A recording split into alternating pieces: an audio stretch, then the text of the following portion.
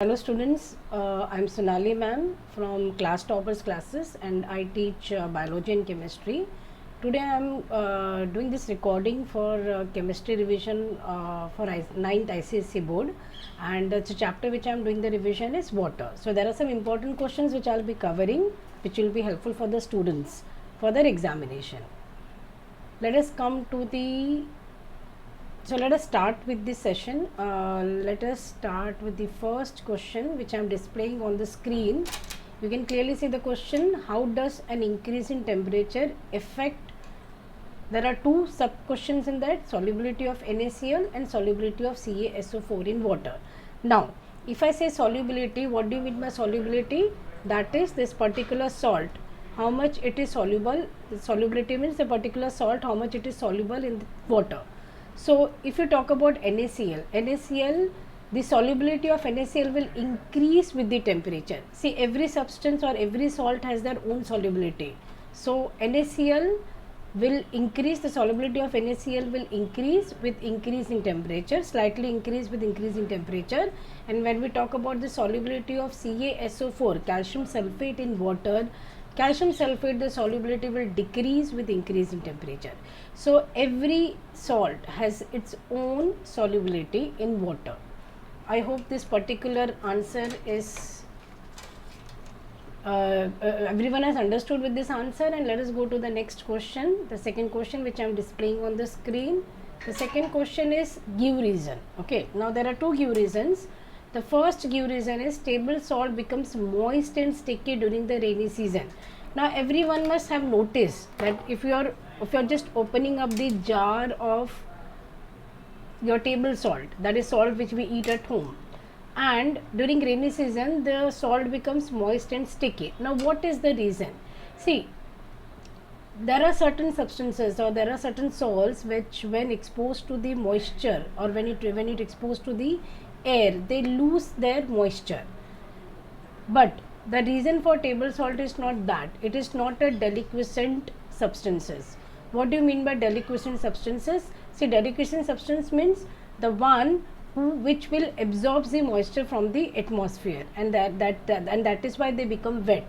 But table salt is not deliquescent. If it is not deliquescent, then how it is getting wet? So the reason is it contains small amount of calcium and magnesium chloride, and it is this calcium and magnesium chloride which are deliquescent. So these are the impurities which is present in the table salt, and because this both calcium and magnesium chloride are deliquescent, when you expose this salt to the atmosphere, it becomes wet. Why? Because it is absorbing moisture from the atmosphere, and that is why the table salt will become sticky and wet, and especially when during the humid condition. Now what is the second question? A white powder form on the surface of washing soda crystal which are left exposed to the air. Now, can you guess what will be the answer for this particular question? A white powder forms on the surface of washing soda crystal. Now washing soda crystal, I don't know how much you must have seen, but washing soda crystals, it are crystalline, crystal जैसा होता है, and when they are expose to air उसके ऊपर एक white powder form होता है. So let us see what is the reason for this particular question. Washing soda is efflorescent substance. Now what do you mean by efflorescent substance? See, efflorescent substance are those substances which when exposed to the atmosphere, it will lose its moisture. Okay, so for losing moisture, what do you need? You need some water molecule, so that is called water of crystallization.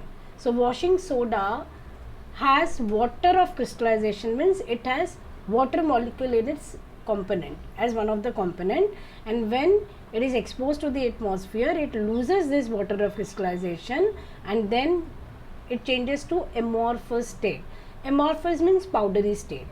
It is crystalline, and when it is exposed to the atmosphere, it will lose its water or it will lose its moisture, and then from crystalline it will be partly changed on the amorphous state, and that is why we can see this white powder which is formed on the surface of washing soda crystal when it is exposed to the air.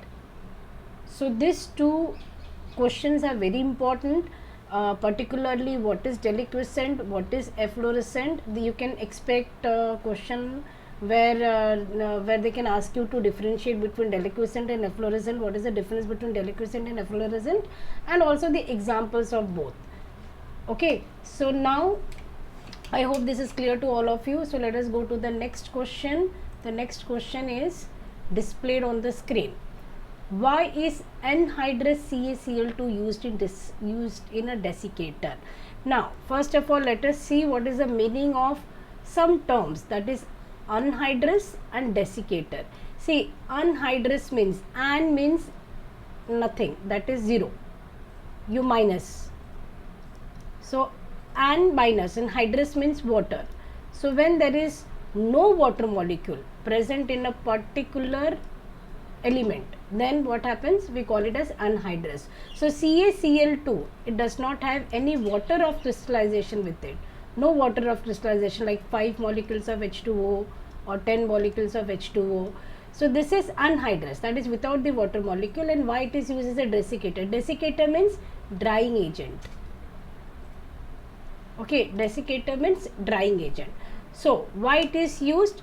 Let us see the reason for it.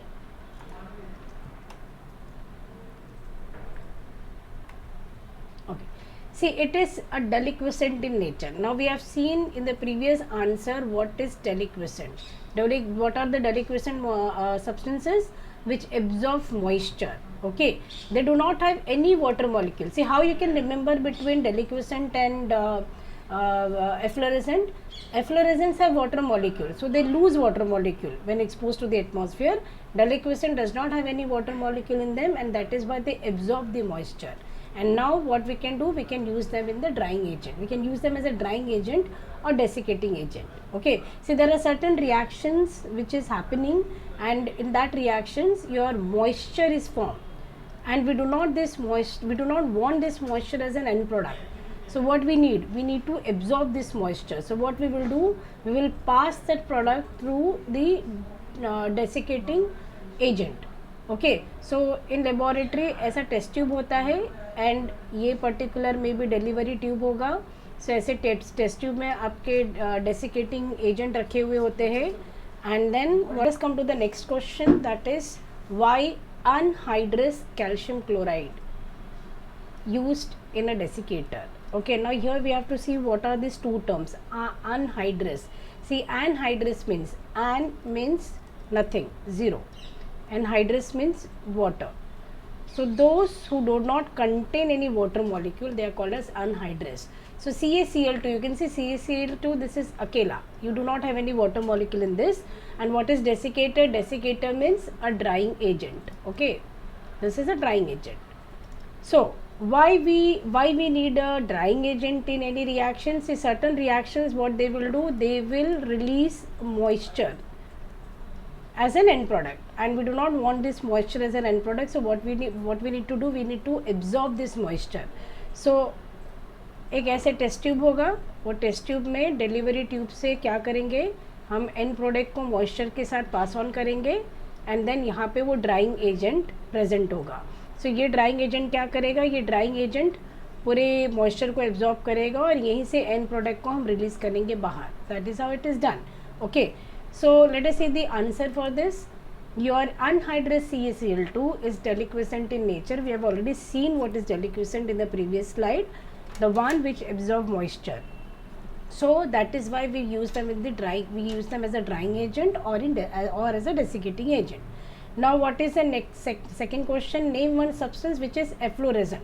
What is efflorescent? Again I'll explain you. The one which will lose a water molecule when exposed to the atmosphere. Why it will lose? If you see, यहाँ पे example washing soda दिया है, Na2CO3 dot 10 molecules of water. So when it has 10 molecules of water, which is called water of crystallization, so when it is exposed to atmosphere, it can lose this water of crystallization, and that is how it is called as efflorescent. So being crystalline in nature, they can be converted to amorphous. Crystalline, crystal ऐसा जैसे sugar वगैरह हम खाते हैं, that is crystalline. And if you see powder, जो घर powder use होता है, amorphous नेचर का होता है वो.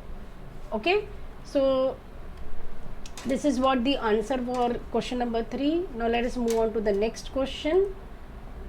name a salt which contains water of crystallization. So now we have done so much of slides and we have been talking about efflorescence, deliquescence, and we have taken some example. So I think this answer will be this, everyone can give this answer. So name a salt which contains a water of crystallization. Yes, you are correct. It is copper sulfate, or you can write washing soda, but ये washing soda हम नहीं लिखेंगे क्योंकि यहाँ पे salt पूछा है. तो we'll write copper sulfate which contains 5 molecules of water and it is called as what, it contains water of crystallization. So इसको देखो हम hydrated बोलते हैं. Hydrated मतलब containing water molecule. एक word क्या था previous slide में? Anhydrous. Anhydrous मतलब no water molecule. Anhydrous बोल सकते हो, anhydrous बोल सकते हो, no water molecule. And hydrated means containing water molecule. So example, you can give anything. You can also put washing soda, no problem with that. And one which does not contain. So अभी CaSO4 देख लिया था, KNO3 भी डाल सकते हो. ठीक है, these are the few examples of those which does not contain water of crystallization. Even your NaCl does not contain a water of crystallization. Okay, so potassium nitrate, CaSO4, this all are the examples of your salt which does not contain water of crystallization. Okay, so here I have done with my questions for the chapter water. These are some important questions. Apart from this, I have already told you.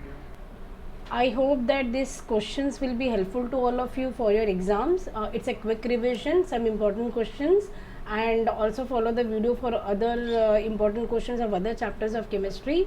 And if you like my video, please subscribe it and share it to as many students as you can so that it can be helpful to them also.